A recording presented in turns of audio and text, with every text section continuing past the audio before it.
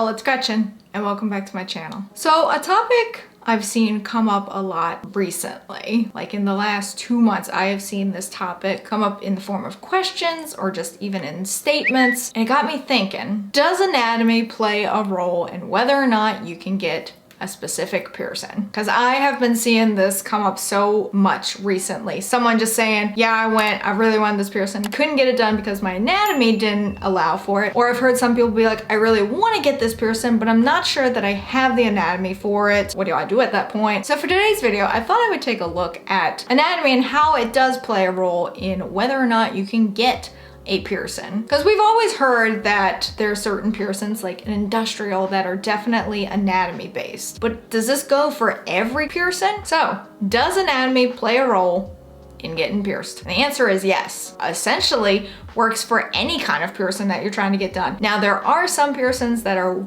far more anatomy based than others, such as, again, an industrial. Now, have you ever looked at someone's ear before? Probably not. Might be a little weird if you're caught staring at someone's ear. Just look up piercings on Pinterest or even on Instagram, like with hashtags. Everyone's ears are vastly different. Everyone's anatomy is vastly different. Everyone's got different looking belly buttons. Everyone's got different looking lips. Everyone's got different looking just facial structure, ear structure. Heck, everyone's nipples are different. We're not gonna talk about that too much because I don't think YouTube will like it too much, but hey, it's true. So yes, anatomy does play a role in whether or not you can get a specific piercing. Because sadly, some anatomies will make it either difficult to get a piercing or pretty much impossible to get one done. Piercings need to have good space in order to heal properly and be performed properly. And if they don't have the appropriate amount of space, several things could happen, such as infection, migration, rejection,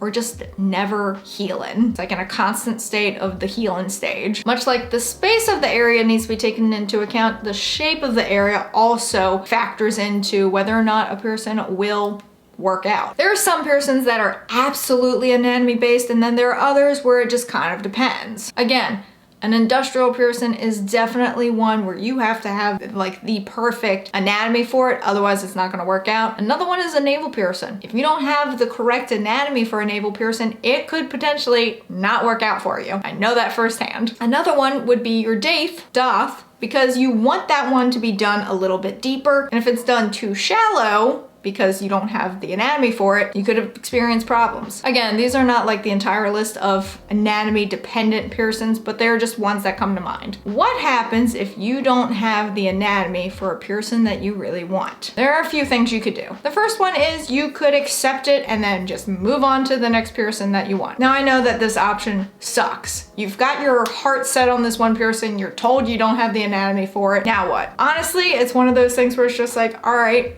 that's fine. I mean, it sucks. I wanted this piercing, can't get it. Let's move on to the next one that I can get done. Personally, I do not have the anatomy for a navel piercing. It has taken me several years to come to terms with that and to realize that I just don't have the anatomy for it, because after my weight loss surgery, I have this little bit of skin that overhangs. It would squish a piercing. It would never heal. I've already been through the traumatic experience of the belly button piercing that I got years ago. Don't want to do that again. And so I've finally come to terms with the fact that I will never get that one done. Just one of those things. Now, if you really want a specific piercing, something you could do is get something that gives like a very similar feel to it. Now, I wish I could remember where I saw this post from. It probably was on Facebook somewhere. I don't remember at this point. It's been a while. It was on a piercer's Facebook page, I'm pretty sure. They had a client come in, really wanted an industrial. Unfortunately, they didn't have the anatomy for an industrial. But instead, what the piercer was able to do was say, hey, you have the anatomy for a flat piercing, or rather 3 flat piercings. So instead of getting the regular old industrial,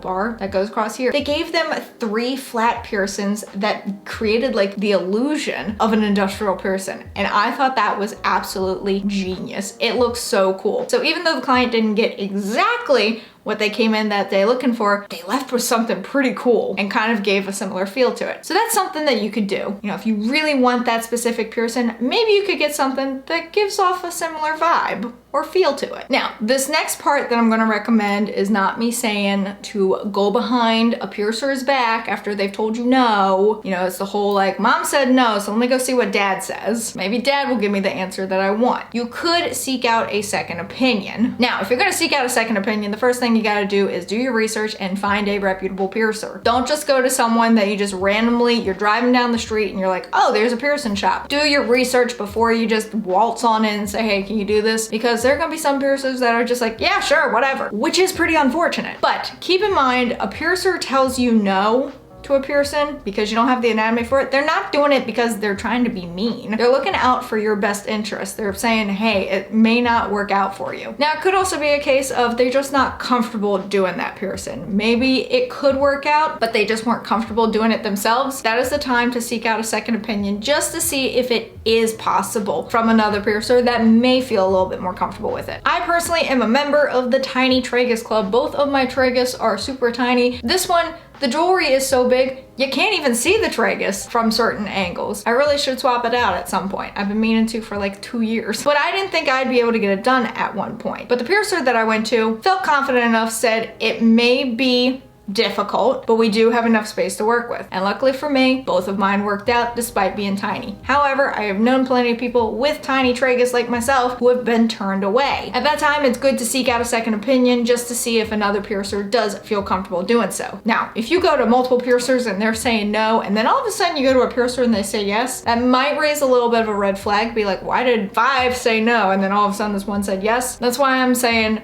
a second opinion isn't that bad, just to see if maybe it was a comfort level thing. But again, this is not, oh, I didn't like mom's response, so let me go ask dad. It's not that case. Don't go behind anyone's back just because you didn't like the answer you got. And I do want to end on this final thing about if you're going to a piercer, you want a specific piercing and they tell you no, don't sit there and try and convince them otherwise. If they said no for a reason. They could just as easily said, yeah, sure, taking your money and sent you on your way with a piercing that will never heal, but instead they told you no because they were looking out for your best interest. Because of that, don't sit there and try and convince them, oh, but it's fine, I don't mind, can you just do it? They said no.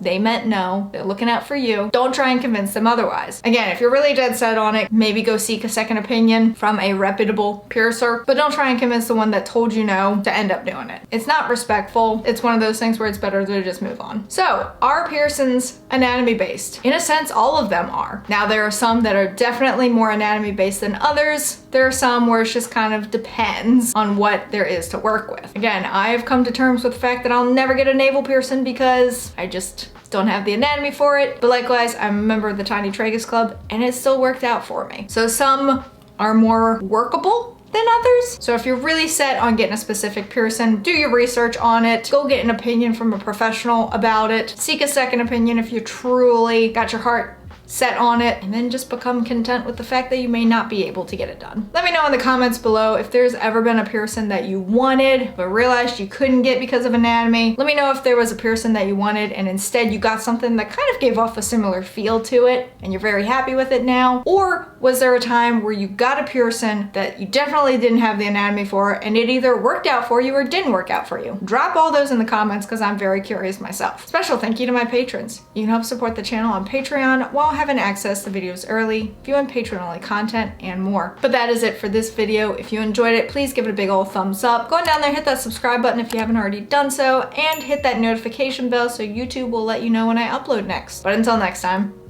bye y'all!